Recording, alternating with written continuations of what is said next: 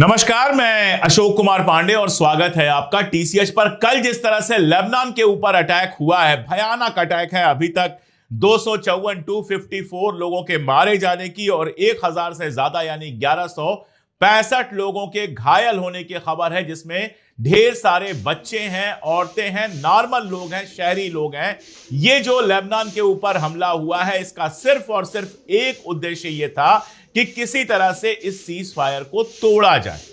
और सिर्फ लेबनान पर हमला नहीं हुआ, एक और हमला हुआ और ये ईरान के अंदर दो इलाकों में हुआ है। सीरी लावान दो इलाके हैं, इन जगहों पर जो ऑयल फैसिलिटीज है इनके ऊपर हमला हुआ और माना यह जा रहा है कि यह हमला यूएई ने किया है। अब आप देखिए, लेबनान के ऊपर हमला करता है इजराइल और इसके पहले वो कह चुका है कि लेबनान इसमें शामिल नहीं है। और इधर ईरान के ऊपर जो हमला हुआ है उसमें शक जताया जा रहा है। लोग कह रहे हैं, और ऐसे लोग नहीं जो सड़क चलते लोग हैं, अच्छे खासे रिसर्चर्स हैं जो उस इलाके को जानते हैं, वो कह रहे हैं कि 95% से ज्यादा उम्मीद ये है कि यूएई ने यह हमला किया है। अब यूएई ईरान के ऊपर हमला क्यों कर रहा है और अगर यूएई ने हमला किया है तो इसके पीछे वजह क्या है? हालांकि यह भी बता दूं कि ईरान के ऊपर जो हमला हुआ, पलटकर ईरान ने तुरंत हमला किया है।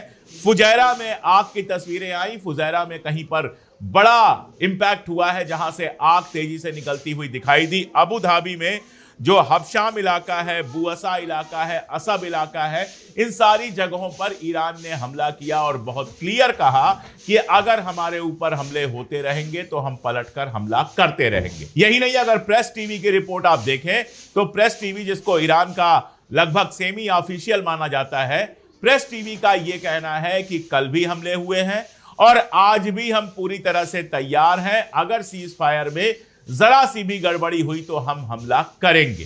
तो ये तो हुआ ईरान का मामला, लेकिन अभी लेबनान का मामला समझना जरूरी है। आगे बढ़ूं उसके पहले आपको दो चीजें दिखाता हूं।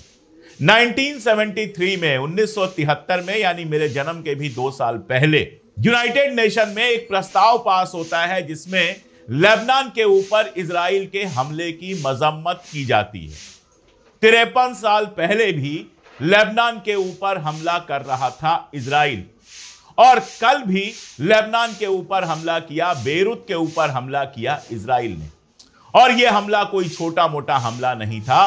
150 से ज्यादा बम गिराए गए। आप अंदाज लगा सकते हैं कि यह किस तरह का हमला था। जो वीडियोज आए उसमें रेस्टोरेंट दिखे जिनके ऊपर बम गिरा है, पूरी की पूरी रेजिडेंशियल बिल्डिंग, अपार्टमेंट जिसमें अलग अलग फ्लैट्स में लोग रहते थे, जिनमें मासूम बच्चे और औरतें थीं, वहां पर बम गिराए गए और कहा गया कि हिजबुल्लाह के ठिकानों पर बम गिराए। अब मैं आपको यह बताता हूं कि नेतन्याहू ने लिखी है अपनी एक जीवनी, अपनी जिंदगी की कहानी लिखी है।